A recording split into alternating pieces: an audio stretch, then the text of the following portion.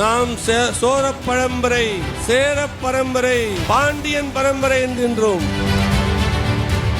ஏதோ வாயில பேசிட்டு இங்க ஏதோ உங்களிடம் வடை சுட்டு விட்டு போக கூடாது. இந்த கூட்டணி ஒரு வெற்றி கூட்டணி.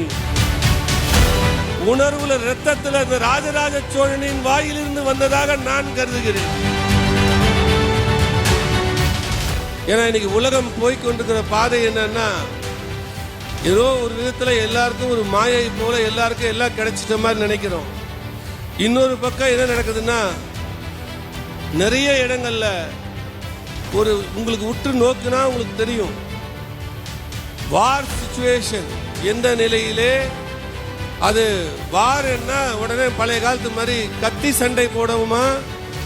அப்படி கிடையாது. எக்கனாமிக்கல் வார் நடக்குது, ஒரு பக்கம் நேர்லயே சண்டை போடுறாங்க. உக்ரைன் ரஷ்யா வார் நடக்குது, எல்லா இடத்துலையுமே பிரச்சனை இருக்குது.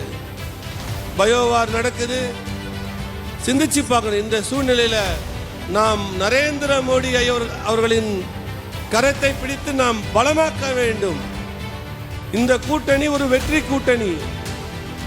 இந்த கூட்டணி வெற்றி பெற்றால்தான்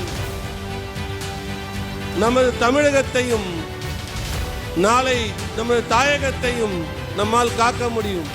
நாம் சோழ பரம்பரை, சேர பரம்பரை, பாண்டியன் பரம்பரை என்கின்றோம்.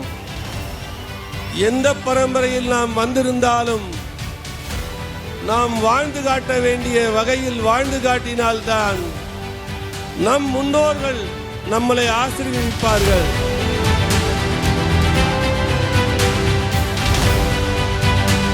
அதே போல ஒரு விவசாயி ஒருவர் தமிழ்நாட்டை ஆள வேண்டும் என்றார். அந்த குருவின் வார்த்தை ஐயா எடப்பாடியார் அவர்களால் நிறைவேற்றப்பட்டது. வார்த்தைகள் அனைத்தும் அவர் உள்ளத்தில் இருந்து வந்தது. அது பணத்துக்காகவோ காசுக்காகவோ வரல. உணர்வுல ரத்தத்தில் அந்த ராஜராஜ சோழனின் வாயிலிருந்து வந்ததாக நான் கருதுகிறேன்.